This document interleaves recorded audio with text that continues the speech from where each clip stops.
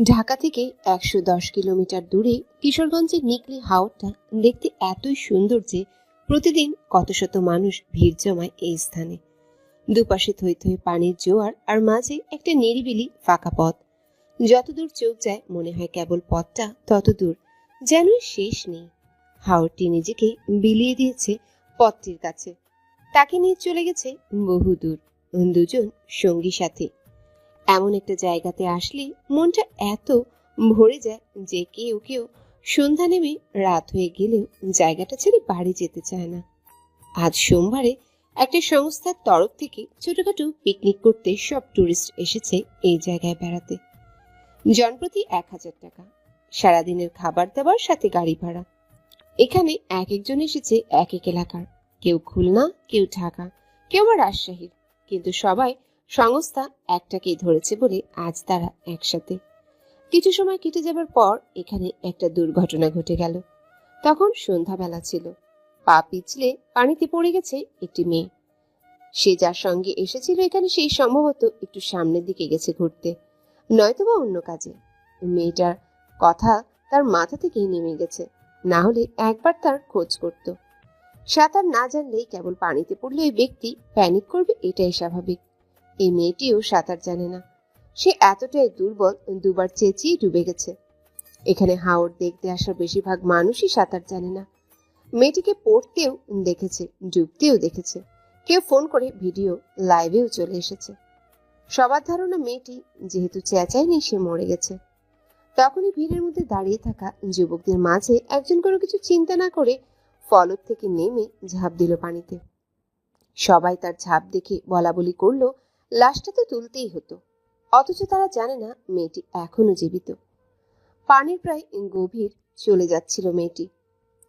ছেলেটা ডুব দিয়ে ওকে টেনে উপরে নিয়ে আসলো। সবাই ছবি তুলছে আর আফসোস করছে। শাট আপ, ও মরে নাই, আর একবার যে মরার কথা বলবে ঠাটিয়ে এক চড় দিব। জনসম্মুখ চুপ হয়ে গেল। বিড়বিড় করেও কেউ কথা বলছে না এখন। ধমকের জব্বর কাজ দিয়েছে। ছেলেটা মেয়েটার মুখ টিপে ধরে ঘুরিয়ে হাতের নাড়ি চেক করলো। নাড়ি তো ঠিকই আছে। এবার সে মাথা ঘুরিয়ে একটা মেয়ে খুঁজে ওকে কাছে আসতে বলল। মেয়েটাকে শুয়ে থাকা মেয়েটার বুকে হাত রেখে চাপতে বলল। এবার মেয়েটা প্রথমে ভয় পাচ্ছিল, পরে দিশা না পেয়ে ওর কথা মতন বুকে চাপ দিল, আর ওর মুখ দিয়ে পানি বের হয়ে গেল অনবরত।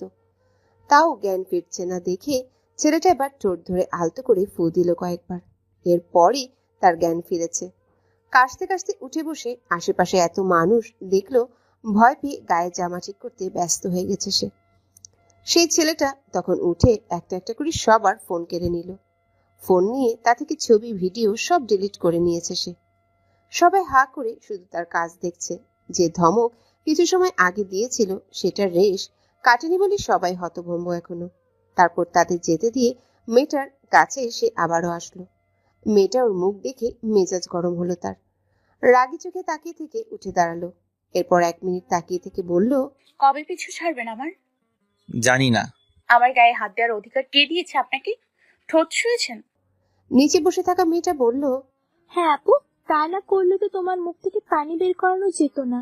আমি না হয় বুক চাপ দিয়ে গলা দিয়ে পানি বের করতে পেরেছি, কিন্তু ঠোঁট তো যে কেউ নিজের ঠোঁট লাগাতে পারে না, অড লাগে তাই না? উনি হয়তো তোমায় চেনে, এই জন্য সময় লাগায়নি ঠোঁট ছুঁতে। কি চেনে? আমাকে মারতে দিতেন, কি দরকার ছিল ছোঁয়ার? কথাটা বলে মেয়েটা একটা ধাক্কা দিল ছেলেটাকে। তার চোখে পানি টলমল করছিল। চোখ মুছে সে পিছিয়ে চলে গেল দূরের দিকে, যেদিকে দু চোখ যায়।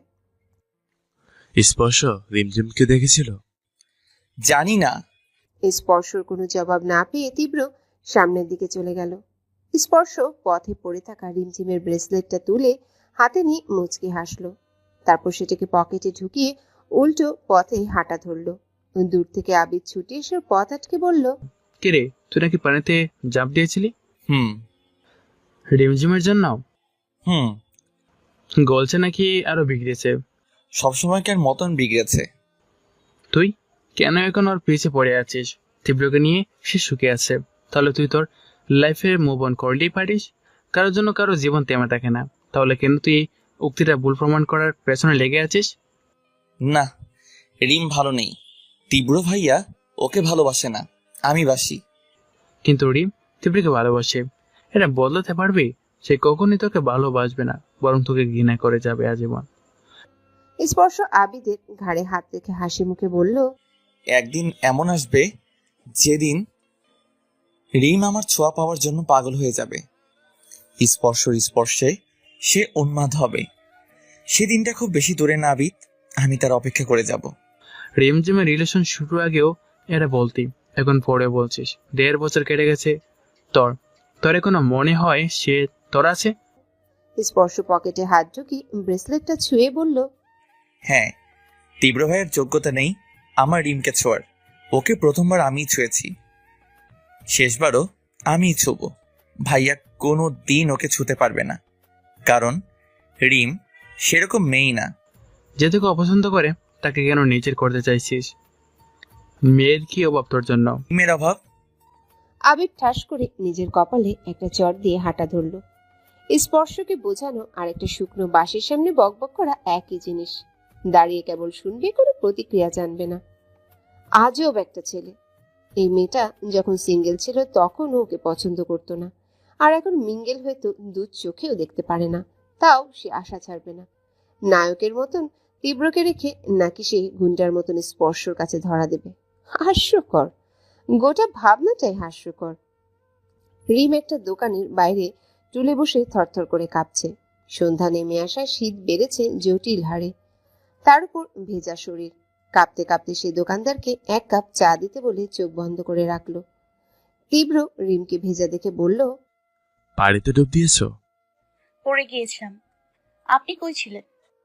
আমি তো একটু সিগারেট। আচ্ছা বাদ দাও, গায়ে শার্ট খুলে দেব? তুমি কি চাও আমার বডি অন্য মেয়েরা দেখুক?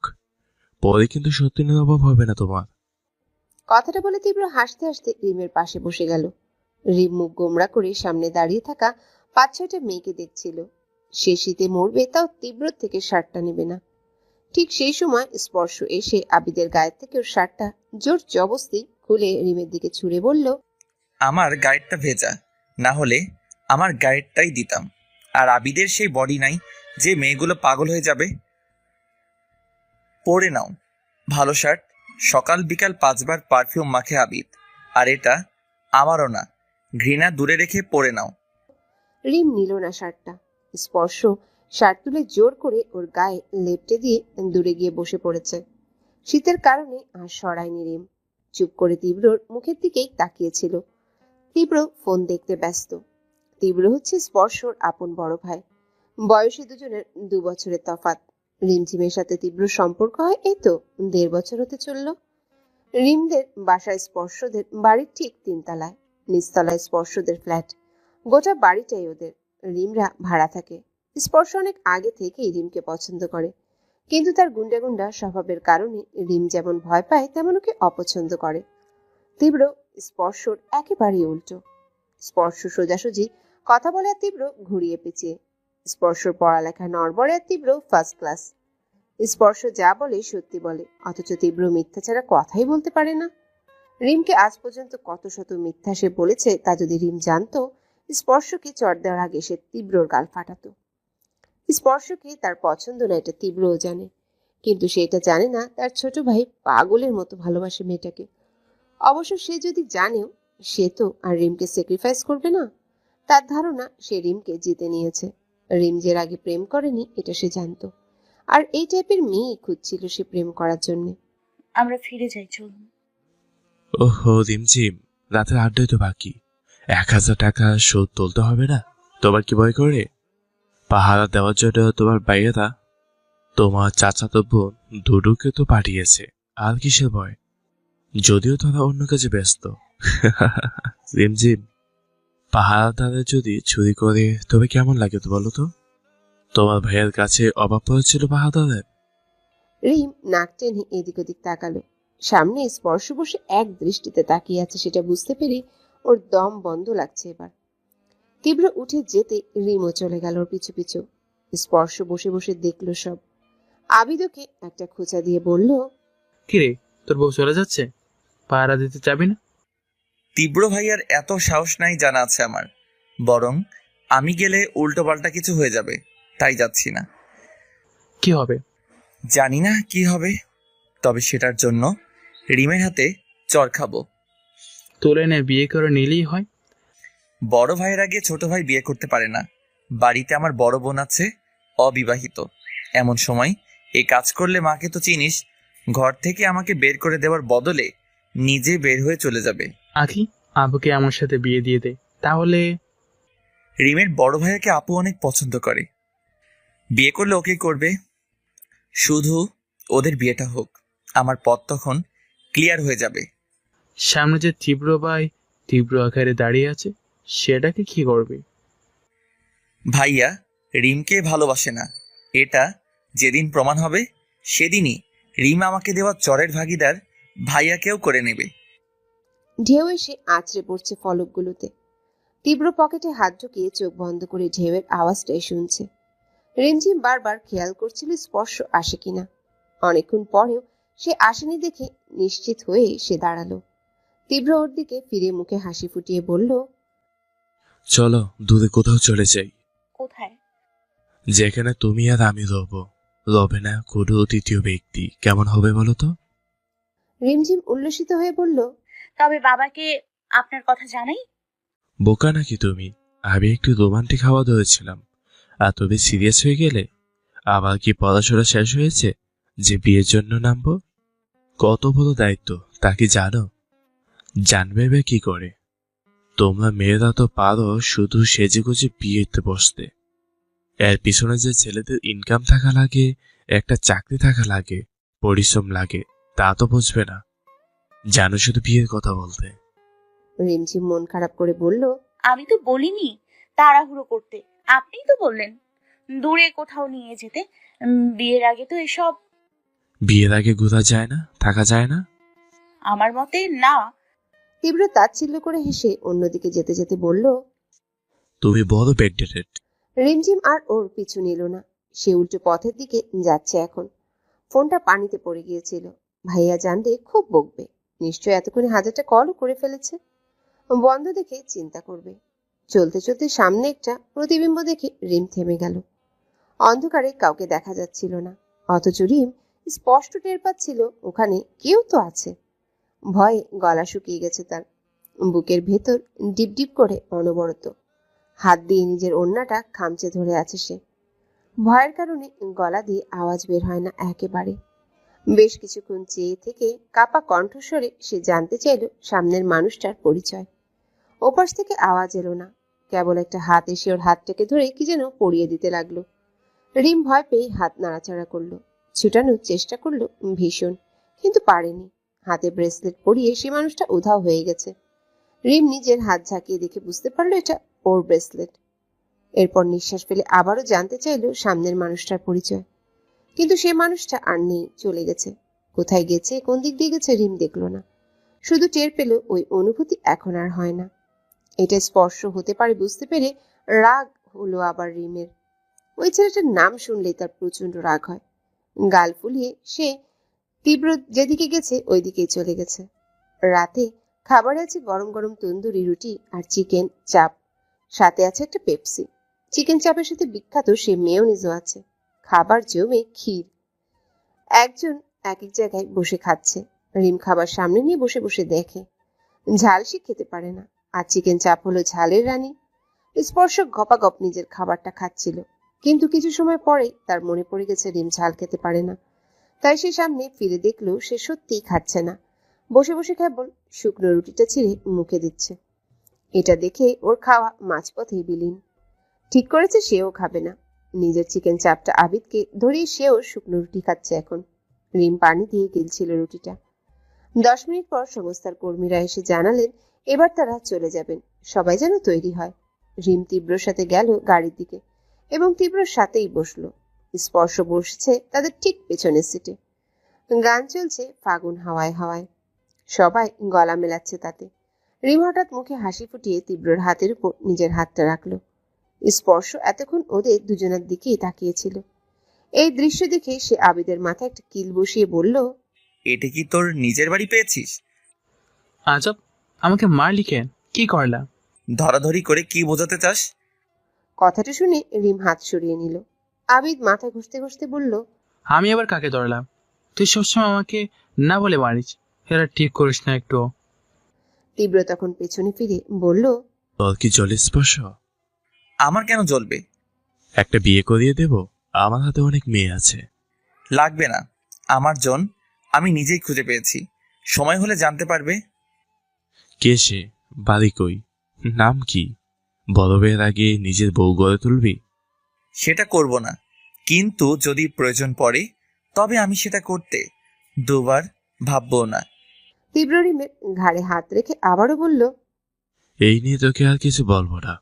আচ্ছা রিম, আজকের দিনটা কেমন লাগলো তোমার? জন্মদিনটা মনে থাকবে তো? কেমন স্মরণীয় করে দিলাম। রিম ঘাট থেকে তীব্রর হাতটা সরিয়ে ফেলল। কেমন জানি অস্বস্তিকর লাগছিল তার কাছে। তীব্র ছোঁয়াকে সে আপন করেই নিতে পারে না। তার খারাপ লাগে ওর ছোঁয়া পেলে। হাত ধরলেও এমন লাগে না, কিন্তু অন্যান্য স্পর্শগুলো ওর মনে খারাপ লাগা সৃষ্টি করে। স্পর্শর মুখে হাসি ফুটল। সে আবিদের থুতনি ধরে ওকেও দৃশ্যটা দেখে ফিসফিস করে বলল, এই না হলে আমার রিম। হাত ধরতে গেছিল, মনে আছে? হাত যে কেউ ধরতে পারে, আমার সমস্যা নেই তাতে। তোর মাথাটা একেবারে গেছে। ফেরার পর রুম তার চাচাতো বোনদের নিয়ে বাসায় এলো। তীব্র আর স্পর্শ তাদের বাসায় চলে গেছে। কলিং বেলের চাপ দিয়ে রিম তার চাচাতো বোনদের হুঁশিয়ারি করে দিল যেন কাউকে ওর পানিতে পড়ার কথা তীব্রর কথা না বলে। কলিং বেল বাজার পরেও কেউ খুলছে না দেখে রিম বারবার করে চাপ দিল। পাক্কা 5 মিনিট পর একটা 6 বছরের বাচ্চা এসে দরজার উপর চুল রেখে তাতে উঠে সময় নিয়ে ছিটকিনি খুলল। তামিম আম্মু কই? আম্মু বাথরুমে, আপু বাসায় নেই। রিয়া পায়ে ছাদে গেছে আর আমি দরজা খুলতে এসেছি। রিম চলে গেল তার রুমের দিকে। তামিম টুল থেকে নেমে ওর পিছু যেতে যেতে বলল, কিছুক্ষণ আগে একটা বিরাট বক্স এসেছে, আমি তুলতে দরজা খুলেছি, রিয়া ভাইয়া বক্সটা ঢুকিয়েছে। তোমার নাম লেখা বলে খোলেনি এখনো। রিম তার গায়ের থেকে শার্টটা খুলে আলমারি থেকে অন্য একটা জামা নিতে নিতে বলল, কই সেটা কে আনলো? কাউকে তো দেখিনি, বক্স রেখে মরে গেছে মনে হয়। তোকে না বললাম এত মরার কথা বলবি না। বক্সটা দেখা আমায়। আসার সময় ফ্রিজের মতো দেখলে না, ওটাই তো। রিম চোখ বড় বড় করে ছুটে আসলো ওখানে। বক্সটা গোলাপি ফিতা দিয়ে আটকানো। তামিম দেরি না করে বাক্স দাঁত দিয়ে কামড়ে ছিঁড়া শুরু করে দিয়েছে। রিম ওকে থামিয়ে কেচি এনে নিজেই খুলল। খুলতেই গোলাপের পাপড়ির ঢল নেমে গেল চারিদিকে, যেন ঠেসে ঠেসে যেন পাপড়ি ঢোকানো হয়েছিল। এত পাপড়িতে তামিম ডুবে গেছে পাপড়ির জোয়ারে। পাপড়ি এক মুঠো নিয়ে তামিম রিমকে প্রশ্ন করলো, আচ্ছা আপু, পাপড়ি মাটিতে পুঁতলে কি নতুন গাছ হবে? আর তাতে কি ফুল ধরবে? না। রিম পাপড়ি সরিয়ে একটা চিরকুট পেল। তাতে লেখা, পাপড়ি ছাড়া কিছুই নেই, শুধু শুধু খুঁজতে হবে না। রিম গা ঝেড়ে চলে আসলো ওখান থেকে। এরপর বের করে রাখা জামাটা নিয়ে চলে গেল ফ্রেশ হতে। তামিম রিমের অবাধ্য। সে পাপড়ি মুঠো করে নিয়ে রিমের বারান্দার টবগুলোতে এক মুঠ করে রেখে পানি ঢেলে হাত জোর করে বলল, হে আল্লাহ, এই পাপড়িগুলো বাবুর মতো, এতে সবাইকে বড় করে দাও, গাছ করে দাও, অনেক অনেক গোলাপ গাছ, আমিন। এরপর দাঁত কেলিয়ে সে আবারও বাক্সটার কাছে সে বাকি পাপড়িগুলো পলিথিনে পুড়তে লাগলো। গোলাপের নাম্বার 1 পাগলা ভক্ত যদি কেউ থেকে থাকে তবে সেটা হলো তামিম। কিন্তু আফসোস, তার সাদা কালো হলুদ গোলাপ থাকলেও একটা লাল গোলাপ আর হয় না। কত গাছ যে মরেছে তাও তার লাল গোলাপ গাছ হয় না। কত দোয়া যে করেছে, তা যদি ওর পরিবারের কেউ দেখতো, ওকে গোলাপ বাগানে ছেড়ে বাসায় চলে আসতো সবাই। রিম ওয়াশরুম থেকে বের হয়ে বারান্দায় এসে বসেছে একটু। আজ তার জন্মদিন, এটা ঠিক, তবে বাসায় পালন করা সে পছন্দ করে না বলে পালন হয় না। এই দিনে সে শুধু ঘুরতে বের হয়, আজও তাই হলো। এখনো গিফট পায়নি কারোর কাছ থেকে, তাতে অবশ্য ওর মন খারাপ নেই। সে সুস্থ আছে, বেঁচে আছে, এটাই তো বড় গিফট। রিম। স্পর্শর গলা শুনে রিম নিচে তাকালো। বাগানে এসে দাঁড়িয়ে হাত নাড়াচ্ছে। ল্যাম্পপোস্টের আলোয় স্পষ্ট দেখা যাচ্ছিল। রিম তৎক্ষণাৎ বারান্দা থেকে চলে গেছে। অনেকক্ষণ যাবৎ খাটে গাল ফুলিয়ে বসে থাকার পর তার মনে পড়ল স্পর্শর কথা না শুনলে বাসায় চলে আসে। তাই দেখতে চটজলদি ছুটে আসলো আগের জায়গায়। কিন্তু সমস্যা হলো স্পর্শ সেখানে নেই। ওটা দেখে তার আরো ভয় হলো। বুকে হাত রেখে ডানে বামে তাকিয়ে রুমে ফিরে আসলো আবার। কলিং বেল বাজছে। রিম ভয়ে ভয়ে রুমের এক কোণায় চলে গেছে। কখনো খুলতে যাবে না। কি ভেবে নিজের রুমের দরজাটাও ভেতর থেকে লাগিয়ে ফেলল। তামিম আবারও টুল নিয়ে দরজা খুলতে গেছে। খুলে দেখলো রিহাব এসেছে। রিম কান দিয়ে শুনছিল কার কথা শোনা যায়। রিহাবের গলা শুনে তার শান্তি লাগলো। দম ফেলে পেছনে তাকাতেই হঠাৎ স্পর্শকে দেখে দরজার সাথে পিঠ লাগিয়ে ফেলেছে সে। স্পর্শ কি করে রুমে আসলো এটা ভেবেই রিমির গা কেঁপে উঠল। মুখ দিয়ে রিহাব ভাইয়াকে ডাকতে চাইল, কিন্তু তার আগেই স্পর্শ ওর মুখ চেপে ধরে ফেলেছে। কিচ্ছু করব না, শুধু গিফট দিয়ে চলে যাব। চেঁচাবে না প্লিজ। তোমার ভাইয়া আমার সাথে ফাইটিং এ পারবে না। তবে আমি এখন ঝগড়া করার মুডে নেই। ঘুমাতে যাব। তোমার জন্মদিন আর আমি গিফট না দিলে চলে? 1 মিনিট চুপ থাকো, গিফট দিয়েই চলে যাব আমি। রিম চোখ বড় করে শুধু তাকিয়েছিল। স্পর্শ পকেট থেকে একটা স্বর্ণের চেন বের করে ওর গলায় পরিয়ে দেওয়া ধরতেই সে সরে দাঁড়ালো। রাগান্বিত চাহনি নিক্ষেপ করে বলল, আমি এত দামি গিফট নেব না, আপনি এখন যেতে পারেন। স্পর্শ যেন ওর কথাই শুনেনি। মিটমিট করে হাসতে হাসতে পেছনে ফিরে রিমের দিকে এগিয়ে গেল। রিম যেতে যেতে এক কোণায় চলে গেছে। আমি খুব শখ করে নিয়েছি এটা, তোমায় খুব মানাবে। 43টা দোকান ঘুরে তারপর পেলাম পছন্দের ডিজাইন। এটা যদি তুমি না নাও তবে আমি কষ্ট পাবো, আর আমার কষ্টের নির্মূল হয় তোমার স্পর্শে। যদি কষ্ট পাই সেই ক্ষত দূর করা অবধি কেবল তোমার সাথে সাথে থাকবো। বলো, তোমার কি সেটা ভালো লাগবে? রিম গোলক ধাঁধায় পড়ে গেল। চেনটা সেই নিতে চায় না, কিন্তু না নিলে স্পর্শ আজ আর এই রুম থেকে নড়বে না তাও সে জানে। শেষে বাধ্য হয়ে ওর হাত থেকে চেনটা নিয়ে সে বলল, যান এখন। আমি নিজের হাতে পরিয়ে তারপর যাব। এমন হলো যে তুমি চেইনটা খুলে রেখে দিলে। এটা লক সিস্টেম, আমি পরিয়ে লক করে যাব, আর কখনো খুলতে পারবে না। রিম পিছিয়ে গেল আবারও। চেনটা স্পর্শকে ফিরিয়ে দিয়ে বলল, সবাই যখন আমার কাছে জানতে চাইবে তখন কি বলবো আমি? স্পর্শ লকের চাবিটা রিমের হাতে দিয়ে বলল, চাইলে অনেক বাহানা দিতে পারা যায়, কিন্তু আমি জোর করব না। তোমার যদি এতই সমস্যা থাকে তবে পরে খুলে ফেলো, আর যদি পছন্দ হয় তবে দারুণ একটা বাহানা দিতে পারো। তুমি অতটাও অবুঝ না যে বাহানা দিতে পারবে না। কিন্তু মনে রেখো, কোনো এক বিকেলের শেষ যাত্রায় তোমার গলার ওই চেইনটা সূর্যের শেষ কিরণে যখন ঝলমল করবে, তখন আমার চেয়ে সুখী মানুষ আর হবে না। আমি নিজের পরিশ্রমে ইনকাম করা টাকাতে এটা কিনেছি। তোমার কাছে অনুরোধ, এটা পড়ে থেকো। রিম ধমক দিতে চাইল, কিন্তু তার আগে রিহাব ওর রুমের দরজায় কড়া নেড়ে ডিনার করতে আসতে বলল। ভাইয়া আসছি, 2 মিনিট। রিম স্পর্শকে চলে যেতে বলল জলদি। স্পর্শ না শোনার লোক। সে এগিয়ে এসে হাত বাড়িয়ে রিমের গলায় চেনটা পরিয়ে হাত বুলাতে যেতেই রিম ধাক্কা দিয়ে বলল, চর খেতে না চাইলে যান এখন। স্পর্শ আবারও হাসলো। হাসতে হাসতেই চলেও গেল।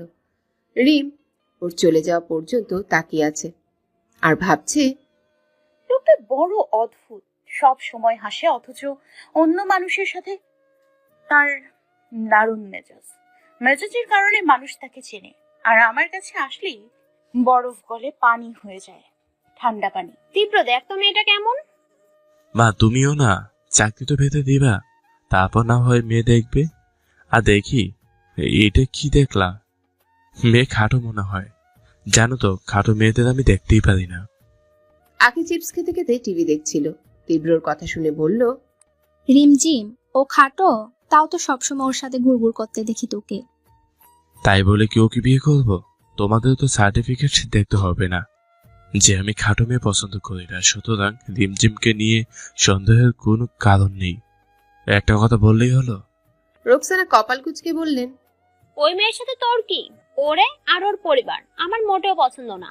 তোকে নিয়ে চিন্তা নেই, চিন্তা হয় আমার কলিজার বড় টুকরা স্পর্শটার জন্য। ও বড়ই সহজ সরল, ওকে ফাঁসিয়ে ফেলে সেটা নিয়ে ভয়ে রাত কাটে না আমার। আরে না, স্পর্শ জেনে শুনে আমার গার্লফ্রেন্ড। তোরা দুজন তো স্পর্শকে চিনিস না, আমি তোর মা, আমি জানি ওকে পটানো কত সহজ। ওই মেয়ে খাটো তো কি হয়েছে, যেমন চুলের বাহার তেমনই রূপ। স্পর্শকে পাগল করতে ওর এসবই যথেষ্ট। আমার বড্ড ভয় হয়। ওই তো এসেছে। স্পর্শ রুমের বারান্দা থেকে নামতে গিয়ে ঠুস করে নিচে কাদায় পড়ে গেছিল। এখনো সারা গায়ে কাদার ছড়াছড়ি। রোকসানা এগিয়ে এসে ওকে ভালো করে দেখে বললেন, তুই বাগানের কাদার কাছে কি জন্য গেলি? বাগানে কাদা আছে, আর কোথাও থাকতে পারে না। তোকে কিছুক্ষণ আগে ওখানে দেখলাম, সুতরাং এটা বলাই স্বাভাবিক। স্পর্শ শার্ট খুলতে খুলতে চলে গেল তার রুমে। রোকসানা তীব্রকে ঝাঁকিয়ে বললেন, তোর কিছু সন্দেহ হয়? কেমন পা বাঁকা করে হেঁটে গেল, মনে হয় ওপর থেকে পড়েছে। দাঁড়া, ভালো মতন খবর বের করতে আরেকটু ঘেটে আসি। তীব্র মায়ের কথায় কোনো পাত্তাই দিল না। সে গেমস খেলতে ব্যস্ত। মা বরাবর স্পর্শের জন্য মায়া বেশি দেখান। অনেক সাধনার ছেলে তার। ওকে নাকি জন্ম হবার পর বাঁচানো মুশকিল হয়ে পড়েছিল। লাইফ সাপোর্টে রেখে 1 মাস পর সুস্থ করে বাড়িতে ফেরাতে পেরেছে। এরপর থেকে মায়ের ওর জন্যে দিল দরিয়ার ভালোবাসা। স্পর্শর আলমারির ভেতর রিমঝিমের বিশাল এক তৈলচিত্র ঝুলে সবসময়। এটার খবর আখি আপু ছাড়া দ্বিতীয় কেউ জানে না, স্বয়ং রিমও জানে না। স্পর্শ আলমারি সবসময় লক করে রাখে, কেউ জানার সম্ভাবনাও নেই। রুমে এসে সেটা খুলে রিমঝিমের দিকে তাকিয়ে মুখে আবারও হাসি ফুটল তার। হাসতে হাসতে একটা টি শার্ট নিয়ে ছবিটাতে হাত বুলাতে যেতেই মায়ের আসার শব্দ পেয়ে দরজা লাগিয়ে চুপ করে রইল। রোকসানা বেগম এগিয়ে এসে ওর পিঠে হাত রেখে পিঠ মুছলেন। তারপর আস্তে আস্তে করে কেঁদে কেঁদে বললেন, তুই আমার আদরের সন্তান, কাউকে পছন্দ করলে সবার আগে আমাকে বলিস বাবা। আমি সহ্য করতে পারবো না। কি সহ্য করতে পারবা না? রিমঝিমকে না, মানে কোনো মেয়েকে হুট করে পছন্দ করিস সেটা বললে। ওসব পরে, আগে ভাইয়ার বিয়েটা দাও। রোকসানা বেগম মুখ বাঁকিয়ে চলে গেছেন আবার। স্পর্শ কোনো গুরুত্বপূর্ণ কথা কাটালেই তিনি রেগে যান। রেগে মেগে তাই চলেই গেছেন। স্পর্শ ফ্রেশ হয়ে বেরিয়ে টি শার্টটা পরতে পরতে বারান্দায় এসে উপরে তাকালো। তার বারান্দার ঠিক উপরের বারান্দাটা রিমের। সে আসলেই চারিদিকে একটা সুন্দর ঘ্রাণ ছড়ায় যায়। এখন সেই ঘ্রাণটা মোটা সুরে বইছিল। তার মানে সে ওখানে আছে এখন। স্পর্শর ইচ্ছে করছিল ছুটে ওর কাছে চলে যেতে, একবার শক্ত করে জড়িয়ে ধরতে। চর খেলে খাবে তাও জড়িয়ে ধরাতে হবে। রিম। রিমোর ডাক শুনে চলে গেল ওখান থেকে। রুম থেকে বের হবার আগে গলা থেকে চেনটা খুলে লুকিয়ে তারপর গেল। ভাইয়া ওকে দেখে জানতে চাইছে আজকের দিনটা কেমন ঘুরল। সে বলল ভালো। ওর চাচাতো বোন অলি আর কলি চুপ করেছিল। রিম যে ওদের সব চেপে যেতে বলেছে তা তাদের মানতেই হবে, না হলে দিন শেষে 500 টাকা করে পাওয়া হবে না। বুঝলি রিম, আজকে বিরাট একটা বক্স এসেছিল বাসায় তোর নামে। কি ছিল ওটাতে? গোলাপ ফুলের পাপড়ি। রিহা ভেসে বলল, তবে ওটা তো মনে হয় তোর নামে ভুলে এসেছে। তামিমের নামে আসা উচিত ছিল। গোলাপের বক্ত হচ্ছে সে। তামিম চোরের মতন বিনা আওয়াজে ভাত খেয়ে যাচ্ছে। সে যে গোলাপ কাণ্ড ঘটিয়েছে তা যদি ভাইয়া জানে, কষিয়ে কয়েকটা কিল বসাবে পিঠে। তাই চুপ করে শুনে যাওয়া ভালো। তবে কোনো কথা তার পিঠে বেশি দিন সময় থাকে না। খাবার খেয়ে যে যার রুমে চলে গেছে। তামিম একদিন আম্মুর সাথে ঘুমায় তো আরেকদিন রিহাবের সাথে, অন্যদিন রিমের সাথে। আজ সে ঠিক করলো রিমের সাথে ঘুমাবে। গোপন কথা অন্তত একজনের কাছে শেয়ার না করলে তার পেটের ভাত হজম হয় না। হজম করতে হলে রিমকে কথাগুলো বলতেই হবে। তাই নিজের টেডি বিয়ার আর বালিশটা নিয়ে সে রিমের রুমে এসে হাজির। রিম তখন তীব্রকে মেসেজ করেছিল, সে রিপ্লাই করেনি। রাতে কখনো মেসেজের রিপ্লাই সে করে না। রাগ করে সে ফোনটা রেখে পাশে তাকাতে দেখলো তামিম ওর গায়ের সাথে লেগে শুয়ে পড়েছে। সে তখন ওর মাথায় হাত বুলিয়ে ঘুম পাড়াতে লাগলো। ঘুম পাড়ানি মাসে বেশি মোদের বাড়ি এসো। খাট নেই, পালং নেই। বুবু থামো, খুশু খুশু গানটা কে শোনাও। কি সব কবিতা শোনাচ্ছ? রিম তামিমের গাল টেনে বলল, খুশু খুশু গানটা কবে শুনলি? খলিয়াপুর ফোনে রিংটন। ও তুমি শোনোনি? আমি কি ওর ফোনের দিকে চেয়ে বসে থাকি নাকি? তুই তো সারাদিন বাসার সবার ফোন নিয়ে গবেষণা করে বেড়াস। শোনাও না। আমি পারি না, ওর থেকেই শুনে নিস। আচ্ছা বুবু, আমার একটা সিক্রেট বলি তোমায়, কাউকে বলবে না তো? তুই আবার কি করেছিস? টব ভেঙেছিস? না। আচারের বয়াম তাক থেকে ফেলে ভেঙেছিস? না। মোনাকে দোলনা থেকে ফেলে দিয়েছিস? আরে না তো, ওসব তো একবার করেছি। তুই যে কাজ একবার করিস সেটা 85 বার না করলে তোর শান্তি হয় না। তোকে আমি চিনি না, এই নিজের হাতে তোর ডাইপার পাল্টিয়েছি। শোনো, আমি তোমার টবগুলোতে গোলাপের পাপড়ি রেখে পানি দিয়েছি। দেখবে কাল সকালে হাজার হাজার গাছ উঠে যাবে। রিম নিজের কপালে নিজে আড়ি দিয়ে বলল, তুই আর শুধরাবি না। জানো বুবু,